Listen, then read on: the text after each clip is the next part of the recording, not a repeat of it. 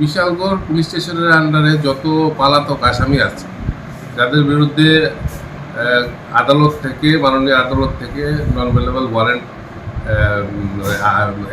Warrant বের হয়েছে এবং তাদেরকে গ্রেপ্তার করার আদেশ দেওয়া আছে, সমস্ত পলাতক আসামিদের আমরা তাদেরকে অ্যারেস্ট করার জন্য আমরা রেড করছি।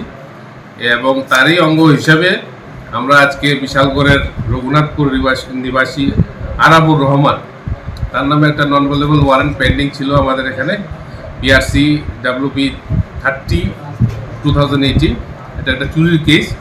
সেই ওয়ারেন্ট বলে আমরা রেড করে আমরা এখন আরাবুর রহমানকে থানাতে নিয়ে এসেছি। এবং আরও অন্য বিষয়গুলি আছে কিনা বা আরও পলাতক আসামি যারা আছে, আদালতের নির্দেশ অমান্য করে যারা পালিয়ে বেড়াচ্ছে, তাদেরকে ধরার জন্য আমরা চেষ্টা চালিয়ে যাচ্ছি এবং তার থেকে তাকেও জিজ্ঞাসাবাদ করছি।